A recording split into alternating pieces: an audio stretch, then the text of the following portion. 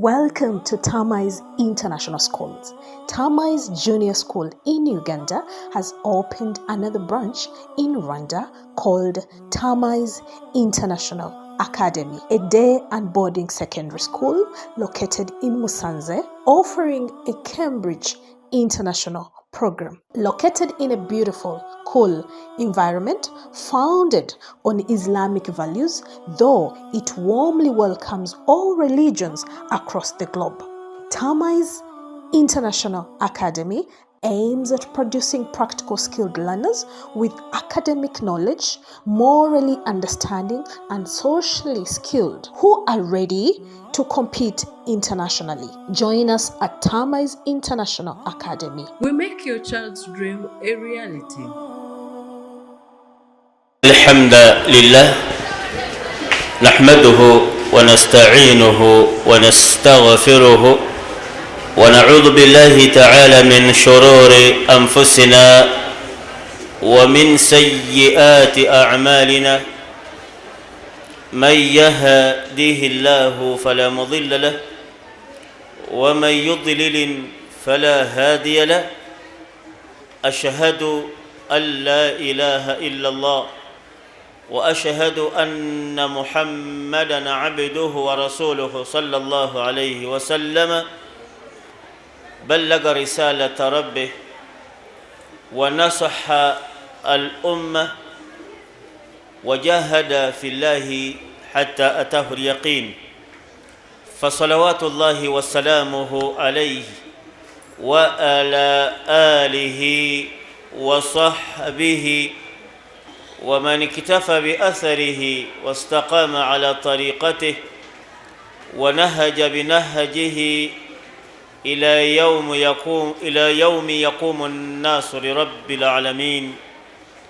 أما بعد أيها الإخوة وأيتها الأخوات، تبتم منشاكم وتبوأتم من الجنة منزلة، سائلين الله رب العرش الكريم الذي جمعني وإياكم في هذا الموطن الطيب المبارك أن يجمعنا جميعا يوم القيامة مع الأنبياء تحت لواء محمد صلى الله عليه وسلم.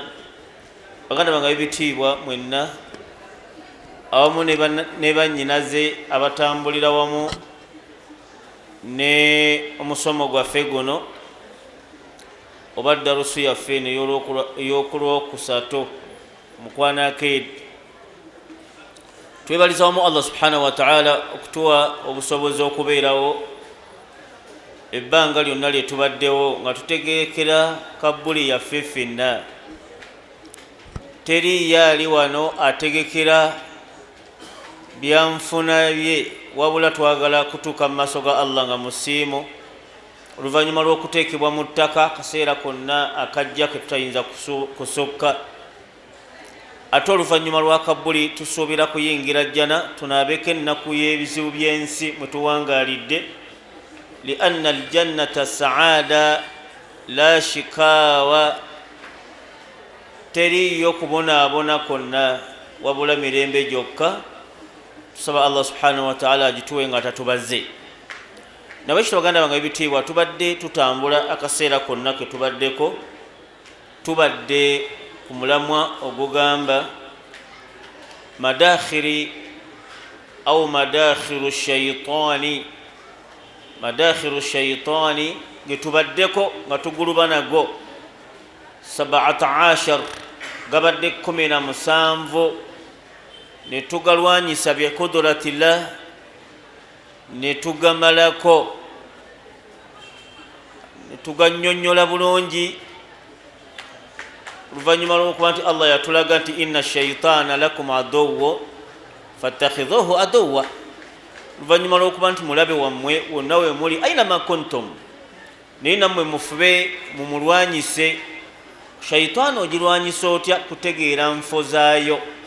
Enfo ezi17 twazirwanyisizza mu kuzitegeera nga tutudde wansi w'omu ku basomesa baffe ne batujjukanya amakuba amazibu ago. Kizibu nnyo siga Uganda yokka bal ad-dunya bi asliha ensi yonna amakubo gano 17 gabakwatako oba owangalirawa oba oli wakkala ki oba oli wa ddiini ki kuba shaitani tesosola madiini nti abasiraamu eyo sigendayo abo abakatuliki abo balokole la kullu basharin shaitani kasita obeera mwana wa Adamu sawa dhakarun au untha oli musekisi ya musajja oba mukazi shaitani kumanyi bulungi era ekulinako puroguramu hatta tadkhula qabra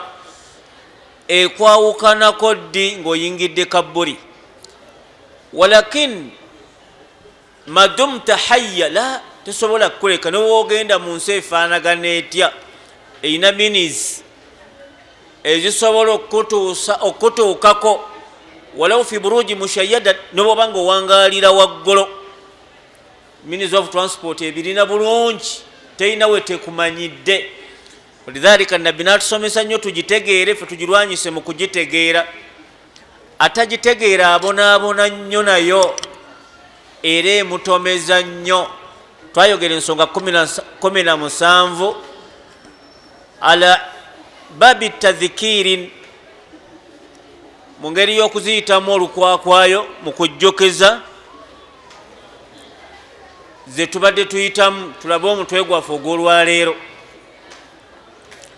twasooka negamba aljahalun obutamanya kitwalo obutasoma ne tutunuulira eyokobere algadhabu ezo centers weetoola weerwanyisiza omwana wa Adamu emutomeze aginyiigire w'ekitiibwa rabbuna subhana ne tugamba ensonga eyokubiri algadhab busungu raaitu rajula anifan akaseera akawedde naku eziwedde raaitu rajula nalabye omusajja yadribu ibnahu ng'akuba omwana we daruban shadidan kuba lwabadde lw'amaanyi nnyo hatta saala dammuhu n'avaamu n'omusaayi wa dhambuhu musango gwe yakoze dhahaba ila masjidi fasalla yagenze mu muzikiti n'asaala yamukubye nnyo olukuba lwabadde lw'amaanyi nga kizibu kyakulowooza nti akuba mwana we hatha shaitaanu yamukubidde ala asasi shaitaani olw'obukulu bwa shaitaani mwana n'alaajana simanyi oba yamusse oba yasigaddewo nga mulamu naye ka odiyo we kakomye mwana yamukubye nnyo enkuba eyalibadde ey'okukuba ekisolo wadde nga nakyo tukisaasira gadhab busongo yasunguwadde rajulu kafirun yasunguwadde n'akuba omwana enkuba yabadde mbi eyokusatu hubbu dunya okwagala ensi eyokuna hubbu dunya yakusatu amma eyokuna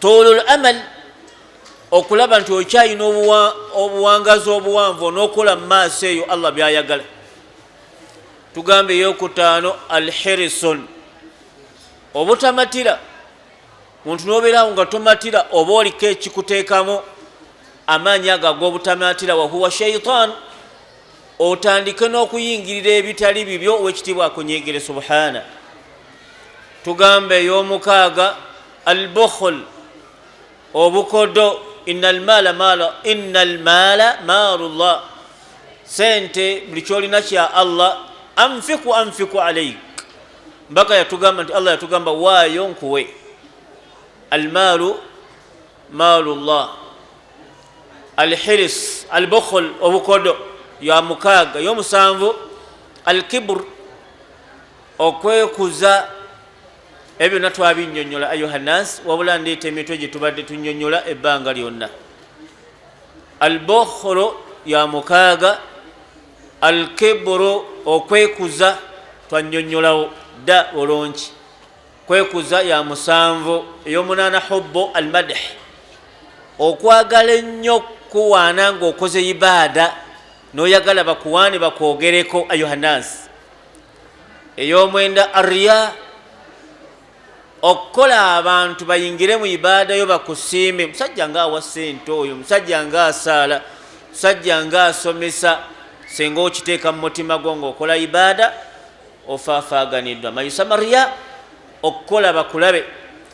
Ey'ekkumi twakiyita ujubu, okwesigamira ku kyengera Allah kyakuwadde. Soma Qur'an n'ogyesigamirako nti nze mu kusoma Qur'an, okusamba omupiira, okukola ky'okukola ki byonna kasitanga Allah yakuwa ekyengera n'okyesigamirako nti nze mu kuvuga pikipiki sigimanyi, moroka z'empaka, nze okusuubula obusuubuzi. Kullu hadhihi ni'amin walakina labudda an tunsiba, olina ensonga zonna ozigamba nti nze nkola nnyo biidhinillah. Kiba kitegeeza tolina maanyi illa biidhinihi. Eyo yenjogera eri ku aqida entuufu. Nze gwolaba nsoma Qur'an biidhinillah. Kullu dhalika, gwe bwe weesigamira ku maanyi go oba ku byengera by'olina, hatha ma yusamma ujubu. Awo natwannyonnyolawo ayuhannaasi. Ne tutunuulira ey'ekkumi n'emu, aljaza'u walhala'un, okutya ennyo, okutya okuyitiridde kukuleetera okulama okuteesigamira Allah noweesigamira ekitonde. Baga nti omwana yalwadde, eddwaliro terikyamusobola, wabula gende wa Peter alabe ku nsonga ezo. Ebigambo bintu bya Kiganda tebijja kusobola ddwaliro. Okutya kuno n'olaba omwana wajja kufa n'oddira obuvunaanyizibwa n'obukwasa ekitonde, kifu kyogamba nti Allah waali, n'okwata asibabon, ensonga otuuke kujanjabwa kw'omwana oyo. Hatha yusamma aljaza'u walhala'un, okutya okuyitiridde. Ey'ekkumi n'ebbiri, tiba'u lhawa, okugoberera okwagalako nga waliwo Allah kyayagala. Swala etuuse n'osigala ku migugu gyo ng'osumulula, n'osigala ng'ovuga bodaboda yo, n'osigala gy'oli kiseera kyakusinza Allah, n'okulembeza okwagalako ku kwagala kwa Allah subhanahu wa ta'ala. mayusama tiba'u lhawa, ekyo kibayita okugoberera omutima gwo ku kwagala kwa Allah. Ey'ekkumi n'esatu, su'u dhanni, okulowolereza munno tyoba yakola kino mu ndowooza nnyingi. Inna ba'da dhanni ithimun, mulimu endowooza Allah zitwala nga musango gwennyini. Lolowoleza munno, sanga yakola kino, sanga yakola kiri. 13, su'u dhanni, okulowolereza okubi eri muganda wo. Ey'ekkumi ihtikaaru muslim, okukakkanya muganda wo omusiraamu. Kad karramana Allahu bil islaamin, Allah yatuwa ekitiibwa kinene nnyo, n'atuuka n'ogamba nti kuntum khayra umma, mwe musinga abasigadde bonna obulungi. ukhrijat linnaasi ta'muruna bilma'rufi wa tanhawna 'anil munkari wa tu'minuna billah. Idhan ihtikaaru muganda wo n'omukakkanya, n'omuyita amannya, n'omunyoomera, n'omuyita gguno, n'omuyita kali la. Ky'ekkumi n'ettaano, ihtikaalu dhambi au dhunub, okunyooma amazambi. Taraha saghira, n'obulabanga butono n'obunyooma. Wartakabaha, n'obukola. Wala tubari, nga tofudde nayo. Nsonga y'ekkumi n'omukaaga, al amnu bimakirillah, okulaba nti olina by'okoze bingi nnyo. Allah ne bw'abanga wakubonereza gwayinza obutakubonereza. Kalla wallahi, okoze nnyo ibaada oziweza, onaga nti naam, nasaalira ku Kaaba eswala 10,000, kati ne bwe njosa omwezi mulamba, kizibu kyekiri awo. Mwezi mulamba nsaala buli swala 10,000, omwezi gumu gulimu eswala mmeka Yohanasi? Omwezi gumu 10,000 naku 3 mulimu eswala mmeka?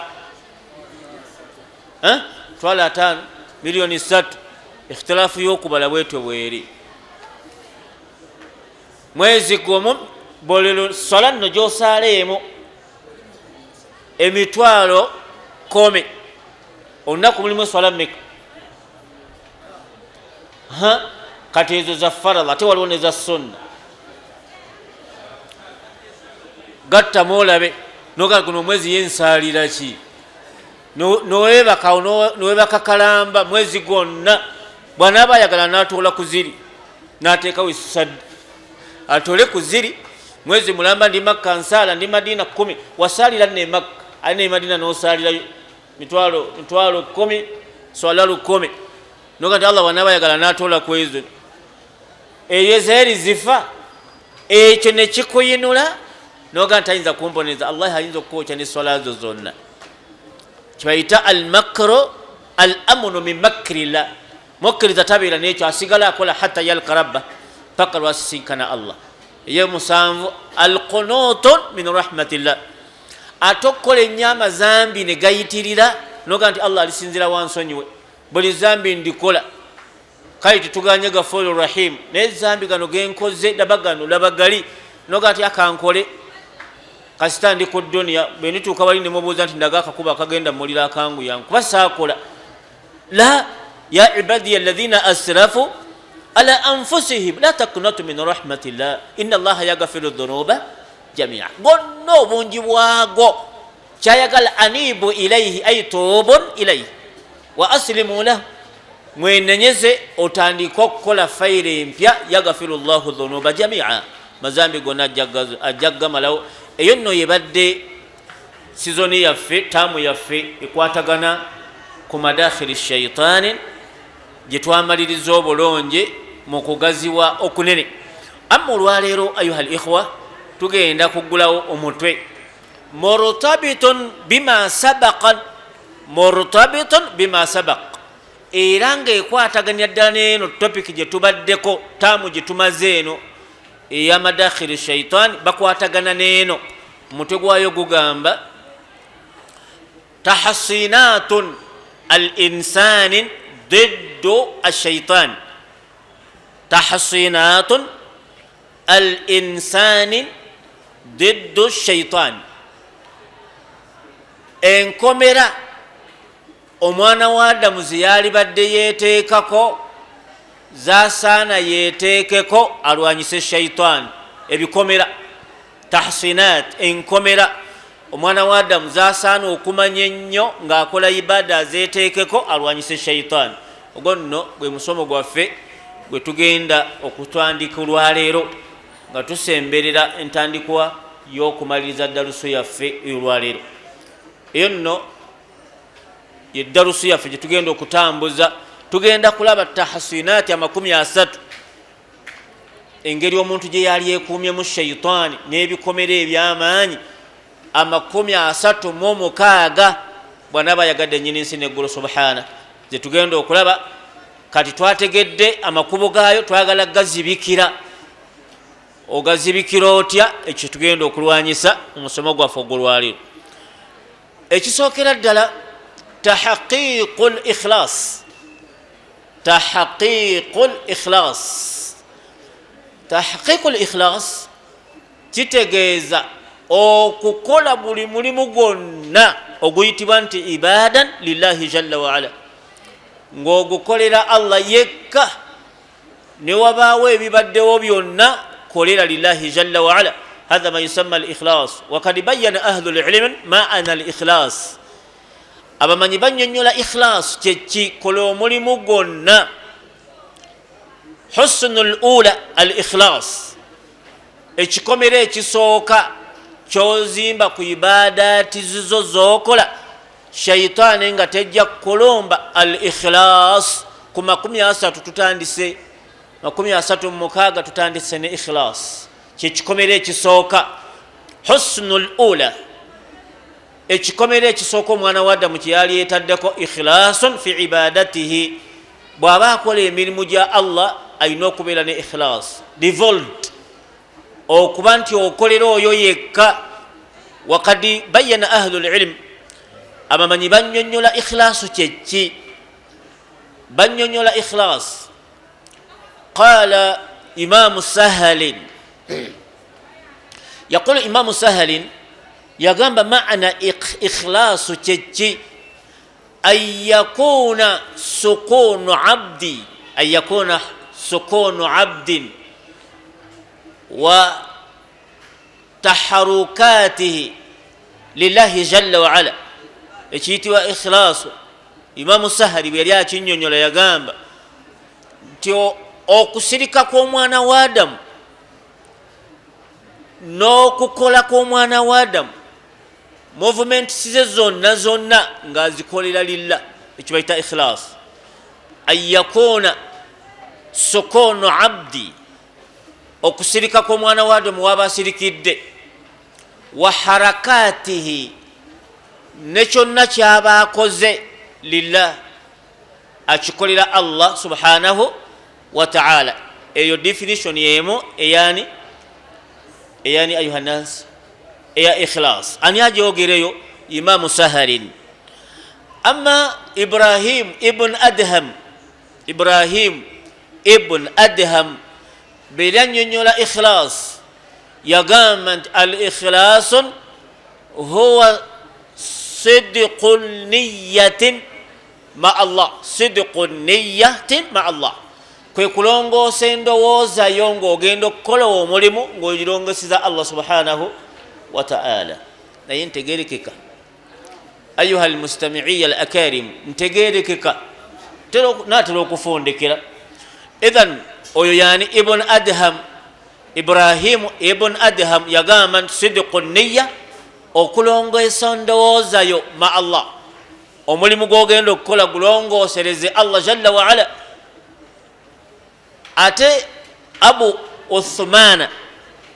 uthmana ye yagamba bwe yali annyonnyole ikhlaasu kyeki yagamba nti nisyanun kwe kwerabira ru'yati lkhalq niweerabirira ddala mu ibaada yo okulabwa kw'omuntu mu ibaada yo niweerabirira ddala nti omuntu agenda kulaba ibaada yo wa bidawamin ila nadhari alkhaliqin niweesibira ddala endowooza yo nti mulimu guno gwenkola ngukola ku Allah era yandaba Allah yandaba era ngukola ku lulwe hatha ma yusamma al ikhlasu inda ahli ilm abamanyi bwe batwe bannyonnyola ikhlasun mu ngeri y'okuba nti tukola ku lwa Allah subhanahu wa ta'ala amma janid yali annyonnyola ikhlas yagamba nti inna lillahi ibadan bannange Allah ayina abaddu be inna lillahi ibada Allah alina abaddu alamu bategeera nnyo aqilu bategeera nnyo falamma aqilu bwe baamala okutegeera omutonzi waabwe amilu ne bakola bategeera nnyo Allah wa amilu ne batandika okukola ebikolwa ebiraga nti ki bamutegedde oba ntegerekeka janid omu ku bamanyi abanene agamba nti inna lillahi ibadan Allah alina ebitonde bye aqilu bategeera nnyo wa amalu falamma aqilu amalu bwe baamala okutegeera bakola falamma amilu bwe baamala okukola akhlasu ne balongoosa enniya zaabwe lillah fastad'aahum alkhilaasun khilaasu nebayita bonna abaddu abo ila abwaabi lbirrin ajmaa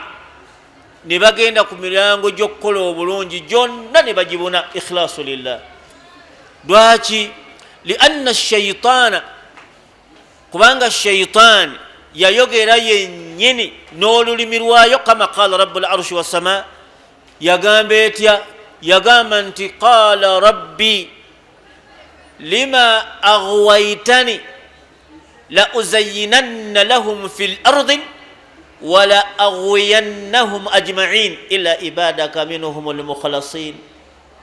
Yagamba Allah ongobye kyo nkitikiriza onzije mbaddu baba gonfu ongobye nzikiriziganyiza naawe ongobye mbaddu bo bw'oyagala naye la uzayyinanna lahum fil ard kanzikirire ku nsi bajja kundaba ngenda kunda buli kakyamu konna bakalabe nga kalonki.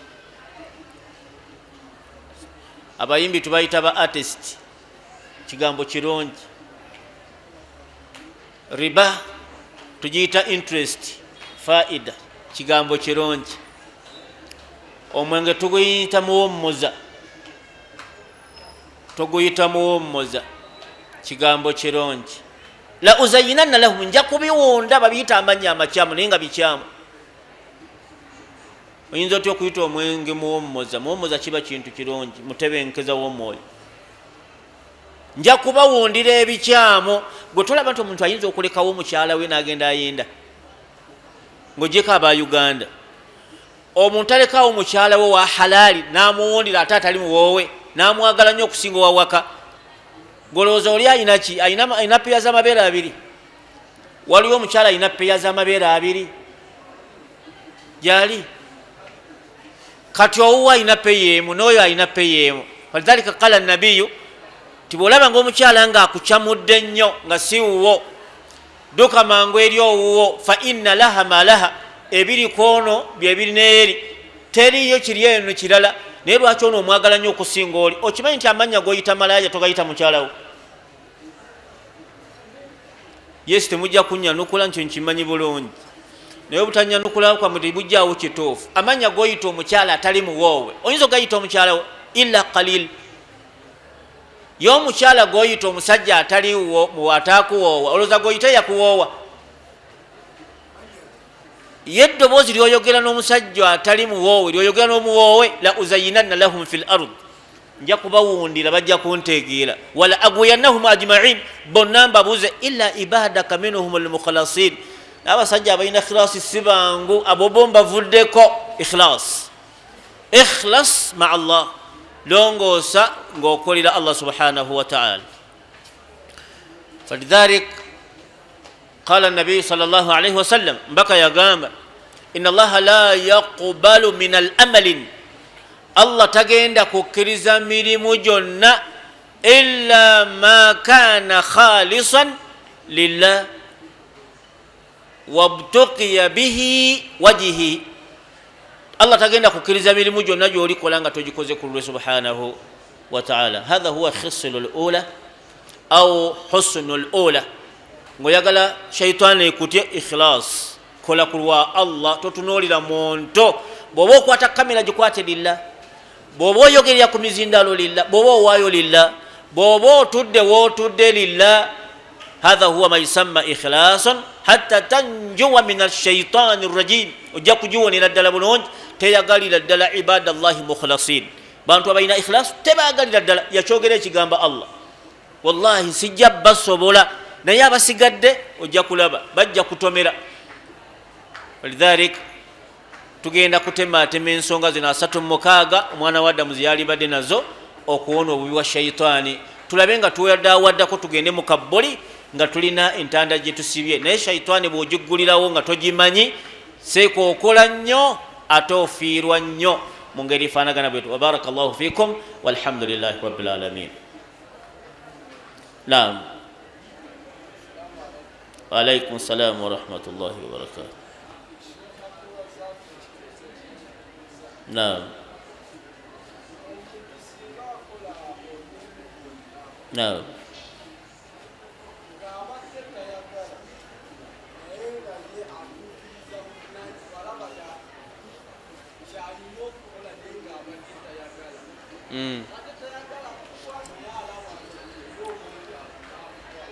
Atayagala kuwa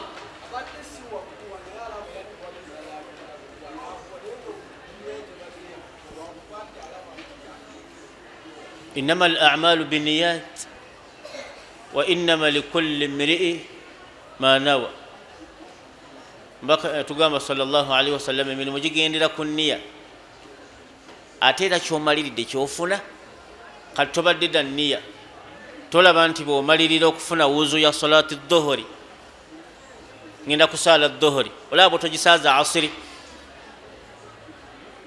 kubanga teyabaddeko asiri tebaddeko ku nniyayo wafunye wuzu ya dhuhuri olaba togenda gisaaza asiri innama al a'mal biniyat wa innama likulli mri'in ma nawa kyonuyirira kyekyo katoyina nniya omuwadde lwakubadde oteekwa muwa naye toyina nniya ya mpeera togenda kufunamu toyina ikhlas togenda kufunamu mu maaso g'owekitiibwa rabbuna subhanahu wa ta'ala. وبارك الله فيكم والحمد لله رب العالمين. Are you looking for a school that makes your dreams come true? Then look no further than Tamayus International Schools. Tamayus Junior School in Uganda and Tamayus International Academy in Rwanda. Tamayus International Academy is a day and boarding school located in Musanze and offering a Cambridge International program. Surrounded by a cool, beautiful environment, founded on Islamic values, though it warmly welcomes all religions across the globe. Tamayus International Academy aims at producing practically skilled learners with academic knowledge, morally understanding, and socially skilled who are ready to compete internationally. Join us today at Tamayus International Academy. We make your child's dream a reality.